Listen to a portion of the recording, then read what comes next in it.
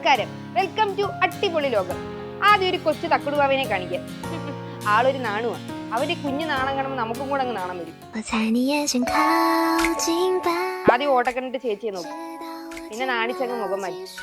അവസാനം പതുക്കെ കൈക്ക് കൊടുത്തങ്ങ് അമ്പിനിയാവും. പിന്നെ മുഖത്ത് ഇത്രയും നാണം വരുന്ന എങ്ങനെയാന്ന് എനിക്ക് കൊച്ചു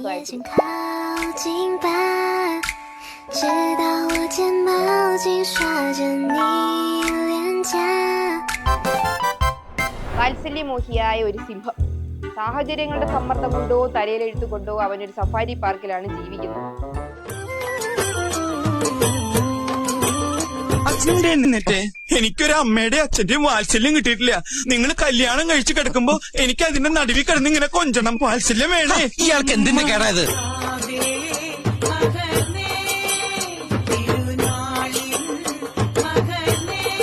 മാടന്റെ ശരീരവും കുഞ്ഞുങ്ങളുടെ മനസ്സും അതാ.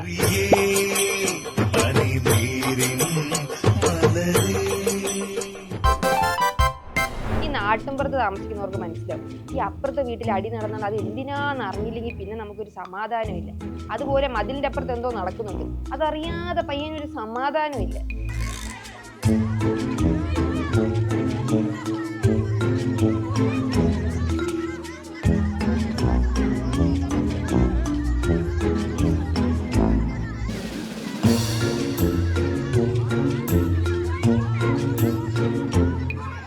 പഴയ അഭ്യാസിയ അതാ നിപ്പ് നോക്ക്.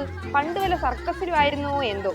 മൃഗങ്ങൾ പാടില്ല എന്ന് നിയമം വന്നപ്പോ പിരിഞ്ഞു വന്നതാന്ന് തോന്നുന്നു ആശാൻ.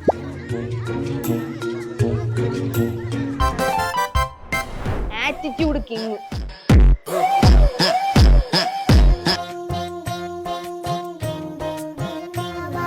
പോണ പോക്ക് നോക്ക്. സോറി, ലുക്ക് മാത്രമേ ഉള്ളൂ. ആളൊരു പൂക്കി. ആദ്യമായി ചെളി കണ്ട ഒരു പട്ടി. അവനെ ഒരു വോക്കിന്, അതായത് നടത്താൻ കൊണ്ട് പോയതാ. പക്ഷെ പയ്യന് പണി കിട്ടി. ഇതില് ചെളി ഏതാ പട്ടി ഏതാ എന്ന് തിരിച്ചറിയാൻ വയ്യ.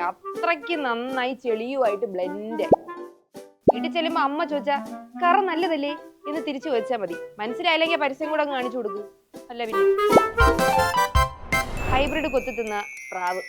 ആരോ പണി വെച്ചാന്നാ തോന്നുന്നത്. അവന് കറക്കം ഇച്ചിരി കൂടുതലാന്നൊരു പരാതി കിട്ടി. ഇതാവുമ്പോ ഇനി ഒരിടത്തിരുന്ന് കറങ്ങിക്കോളുമല്ലോ. കറക്കമൊക്കെ കഴിഞ്ഞ് ഇനി എങ്ങനെ പറഞ്ഞ് വീട്ടിൽ പോകുമല്ലോ. അപ്പൊ ശരി, അടുത്ത എപ്പിസോഡിൽ കാണാം. ബൈ.